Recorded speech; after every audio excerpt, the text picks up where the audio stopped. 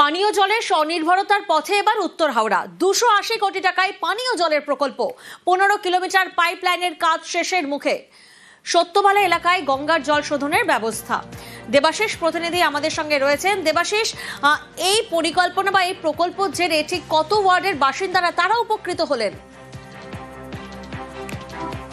দেখো, মূলত উত্তর হাওড়ায় প্রায় 14টি ওয়ার্ড রয়েছে হাওড়া পুরসভার, যাদেরকে কিন্তু নির্ভর করতে হতো হাওড়া পুরসভার জল প্রকল্প পদ্মপুকুর জল প্রকল্পের উপরে। কিন্তু পদ্মপুকুর জল প্রকল্প থেকে জল আসতে প্রায় 7 কিলোমিটার রাস্তা বা পাইপলাইনের মধ্যে দিয়ে সেখানে জল আসতো, ফলে সেখানে পর্যাপ্ত পরিমাণে জল না আসা, অন্যদিকে জলের গুণগত মান সেটা নিয়েও কিন্তু বারবার প্রশ্নচিহ্ন উঠছিল। দীর্ঘদিন ধরে উত্তর হাওড়ার মানুষের একটা দাবি ছিল যে তাদের একটা জল প্রকল্প সেখানে হোক।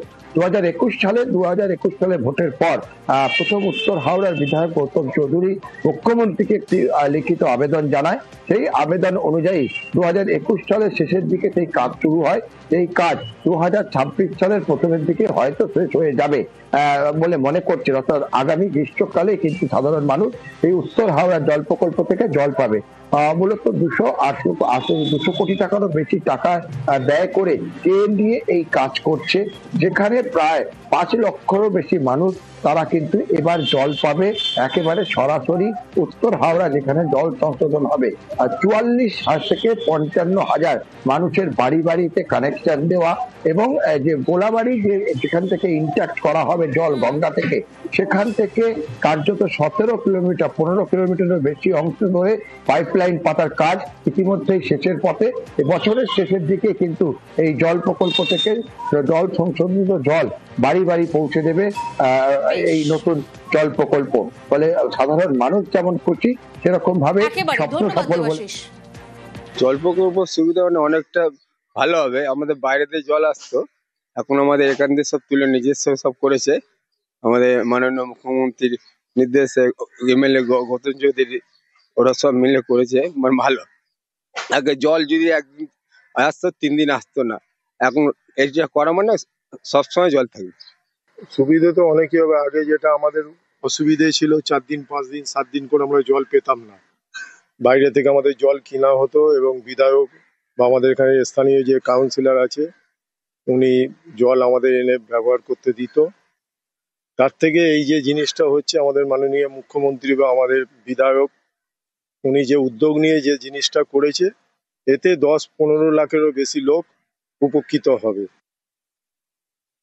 উত্তর হাওড়ায় যে আমরা পানীয় জল পেতে খুব কষ্ট হয়, আমাদের খারাপ জল আসে। প্রায় 7 কিলোমিটার দূর থেকে পদ্মপুকুর থেকে জল আসে, জল খারাপ আসে, জলে প্রেসার নেই। এখানে বহুতল বাড়ি হয়েছে। এই গঙ্গা থেকে জল উঠবে, এখান থেকে রিসোর্স হবে এবং আমাদের সত্যবেলা থেকে পিউরিফাইং হবে। উত্তর হাওড়া আমাদের ওয়াটার ট্রিটমেন্ট প্ল্যান্ট আমরা নিজেরা তৈরি করলাম, আমাদের জল আমরা খাবো।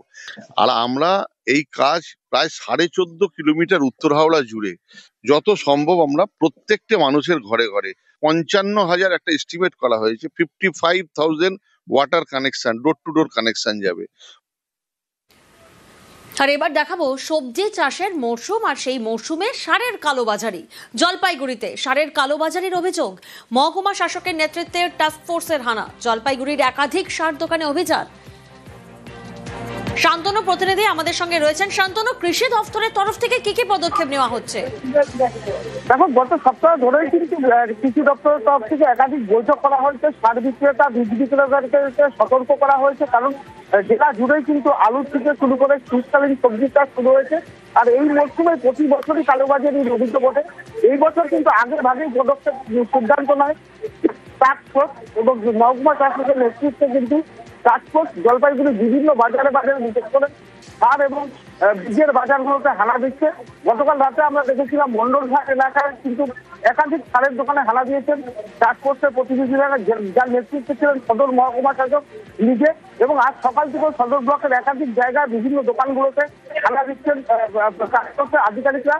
বিশেষ করে ব্যবসায়ীদের সাথে কথা বলছেন, বিভিন্ন কাগজপত্র খতিয়ে দেখছেন এবং কোন রকম অভিযোগ যদি কানে আসে সেক্ষেত্রে পদক্ষেপেরও হুঁশিয়ারি দেওয়া হচ্ছে তাদেরকে। প্রশাসনের যেটা পরিষ্কার বক্তব্য, কৃষকরা যাতে সরকার নির্ধারিত মূল্যেই সার এবং বীজ পেয়ে থাকেন তা নিশ্চিত করার জন্য এই অভিযান। বিভিন্ন জায়গা থেকে কালোবাজারি অভিযোগ করছে, বিশেষ করে ব্যবসায়ী তারা সার মজুত করে ব্যবসা করছেন। এবং তার সেক্ষেত্রে তারা দাম বাড়িয়ে দিচ্ছেন বলে অভিযোগ এসছে। সেই অভিযোগ খতিয়ে দেখছে কিন্তু একের পর এক অভিযান, এবং জেলা জুড়ে আগামী কয়েকদিন ধরে কিন্তু অভিযান চলবে বলে প্রশাসনের তরফে জানানো হয়েছে। বেশ। বিশেষ করে জলপাইগুড়ি সদর ব্লক, রাজগঞ্জ এবং ময়নাগুড়ি সমস্ত এলাকা জুড়ে অভিযান চলবে বলে টাস্কফোর্সের পক্ষ থেকেও জানানো হয়েছে। এখন তো চাষের মরশুম, এই সময় সারের চাহিদাটা বেশি হয়, তো যাতে কোনো ধরনের সার নিয়ে কোনো অসাধুতা না হয় তার জন্য কৃষি দপ্তর, আমি বিডিও সাহেব, আমরা সকলে, এডিএ সাহেব আছেন, অ্যাসিস্ট্যান্ট ডিরেক্টর এগ্রিকালচার, আমরা সকলে মিলে একটু রাসায়নিক সারের দোকানগুলো খুঁজে খুঁজে দেখছি যে ওখানে কোনো সমস্যা হচ্ছে কিনা বা ওখানে দাম বেশি নেওয়া হচ্ছে। আমরা চাইছি যে চাষি ভাইরাও যদি মনে করেন আমাদেরকে গোপনে একটু খবরটা দিন, তাহলে আমরা উপযুক্ত ব্যবস্থা নিতে পারবো। আর এবার একটা সিসি ক্যামেরার ফুটেজ আপনাদেরকে দেখায়। দেখুন সিসি ক্যামেরার ফুটেজ, ঘুম চোখে দাঁতাল দর্শন। নাগরাঘাটায় লোকালয়ে দলছুট হাতি, ভোরের দরজা খুলতেই সামনে গজরাজ, দলছুট হাতির গলায় রেডিও কলার। দলছুট হাতির গতিবিধিতে নজর বন দফতরে। রকি প্রতিনিধি আমাদের সঙ্গে রয়েছেন।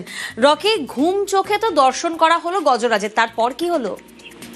দেখো, তোমাকে প্রথমে বলে রাখতে যাবো, ঘুম থেকে উঠেই কিন্তু সাত সকালে দুয়ারে দেখে একটি দলছুট দাতাল হাতি দাঁড়িয়ে রয়েছে। আর রীতিমতো আতঙ্ক ছেড়ে পড়ে নাগরাঘাটা ব্লকের অন্তর্গত লোকসান এলাকায়। গণেশ শেট্টি নামে এলাকার এক ব্যক্তি প্রথমে হাতির গর্জন শুনতে পায়। যখন সকালবেলা তিনি দরজা খুলে দেখেন যে কোথা থেকে হাতির আওয়াজ আসছে, তিনি দরজা খুলে দেখতে পান যে একদম জোরের মধ্যে দাঁড়িয়ে রয়েছে একটি দাতাল হাতি, যার গলার মধ্যে একটি কিছু একটা ঝোলানো রয়েছে। এরপর তিনি ভালো মতো দেখতে পান যে গলার মধ্যে একটি বেল্ট পরানো রয়েছে, এবং হাতিটি দীর্ঘক্ষণ সেখানে থাকার পর কিন্তু পাশের একটি জায়গায় আশ্রয় নেয়। এরপর এলাকার বাসিন্দারা এবং বনকর্মীরা সেখানে পৌঁছে সেই হাতিটিকে জঙ্গলে ফেরানোর জন্য চেষ্টা চালায়। বন দপ্তর সূত্রে যেটা জানানো হয়েছে, হাতির গতিবিধির উপরে নজর রাখতেই 5 বছর আগে সেই রেডিও কলার পরানো হয়েছিল বা ওই দলছুট দাতাল হাতির গলায়, এবং তার মাধ্যমে তার গতিবিধির উপরে নজর রাখা হয়। প্রিয়াঙ্কা, বেশ।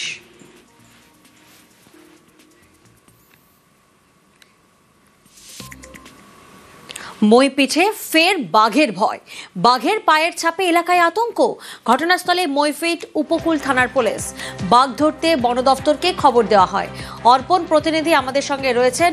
অর্পণ, এলাকাবাসী তারা তো আতঙ্কে রয়েছেন, ঠিক কি কি পদক্ষেপ নেওয়া হচ্ছে? এখন বন দপ্তরের তরফ থেকে এখনো পর্যন্ত জানানো হয়েছে যে যারা রয়েছেন, অর্থাৎ গ্রামের যারা মানুষ রয়েছেন, তারা এই নদীর ধারে, ঠাকুরার নদীর যে শাখা নদী, তার পাড়ে আসতে বারণ করা হয়েছে। পুলিশ প্রশাসনের পক্ষ থেকে নদীর যে জঙ্গল রয়েছে নদীর পাশেই, সেই জঙ্গলের প্রবেশদ্বার, সেখানে পুলিশের ইতিমধ্যে ব্যারিকেড দেওয়া হয়েছে, এবং বাঘের যে অবস্থান, সেই অবস্থান বোঝার জন্য একটি টিম তৈরি করা হচ্ছে, যারা এই জঙ্গল সার্চ করবেন এবং তার পায়ের যে ছাপ, সেই ছাপ কতদূর পর্যন্ত গিয়েছে, যেভাবে বাঘের চিহ্নিতকরণ বা তার অবস্থান বোঝা হয়, সেই কাজ শুরু হবে।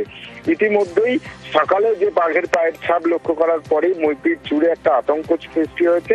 সেই আতঙ্ক থেকে মানুষজনকে, তাদেরকে সজাগ করা হয়েছে যে তারা নদীর ধারে না যায়, এবং বন দপ্তর তাদের কাজ চালিয়ে যাচ্ছেন। বাঘের অবস্থান স্পষ্ট হলেই তাকে নিজের জঙ্গলে অথবা তাকে খাঁচাবন্দি করার ব্যবস্থাও করা যেতে পারে। তবে এখন সব থেকে বড় কাজ বাঘের অবস্থান, সেটা একেবারেই। নজর রাখবো হাওড়ার ডোমজুরের দিকে। সেখানে সলপে একটি বাইকের শোরুমে চুরি, আর সেই ছবি ধরা পড়েছে সিসি ক্যামেরার ফুটেজে। দেখুন, বাইকের শোরুমে চুরি, সিসি ক্যামেরার ফুটেজ, চুরির ঘটনা, ক্ষতিগ্রস্ত এখানকার একাধিক বাইক। ঘটনার তদন্তে ডোমজুর থানার পুলিশ। দেবাশিস প্রতিনিধি আমাদের সঙ্গে রয়েছেন। দেবাশিস, চুরির ঘটনা তো সিসি ক্যামেরায় দেখা যাচ্ছে, পুলিশের তদন্তে কিছু উঠে এসেছে? দেখো, এই সিসিটিভি ফুটেজে যাদেরকে দেখা গেছে, একাধিক 2 থেকে 3 জন এই দুষ্কৃতীরা, তারা কিন্তু সেখানে প্রবেশ করেছিল বলে মনে করছে, এবং বাইরে একাধিক দুষ্কৃতী তারা দাঁড়িয়ে ছিল। তারা ভেবেছিল যদি কোনো রকম ভাবে গেট ভাঙতে পারে তাহলে একাধিক বাইকও তারা চুরি করবে, কিন্তু সেটা সম্ভব হয়নি। বাইকে শোরুমে রাখা যে ক্যাশিয়ারের টাকা, সেই টাকা পয়সা চুরি করে, এবং বাইক চুরি করতে না পেরে কিন্তু বাইকগুলি, একাধিক বাইককে ক্ষতিগ্রস্ত করে, তাকে ফেলে দেওয়া হয়, তাকে ভাঙচুর করা হয়। ইতিমধ্যেই গোটা ঘটনার তদন্ত শুরু করেছে ডোমজুর থানার পুলিশ। সিসিটিভি ফুটেজ ধরে দুষ্কৃতীদের শনাক্তকরণের কাজ শুরু হয়েছে, এবং একাধিক জায়গায় তল্লাশি শুরু হয়েছে। এখানে গাড়ি তো কিছু সেরকম নিয়ে যেতে পারিনি, গাড়ি এখানে ফেলেছে, ফেলে ঢুকেছে, ঢুকে যত ডয়ার ঘেটে যত ক্যাশ ছিল, বাইরে ভিতরে যা ক্যাশ ছিল সব ক্যাশ গুলো নিয়ে গিয়েছে। কিছু না হলেও 2.5 থেকে 3 লাখ টাকার ক্যাশ হবে। টাকা ছিল, ডকুমেন্টস ছিল, চেকবুক এইগুলো সব ছিল, সব নিয়ে গিয়েছে।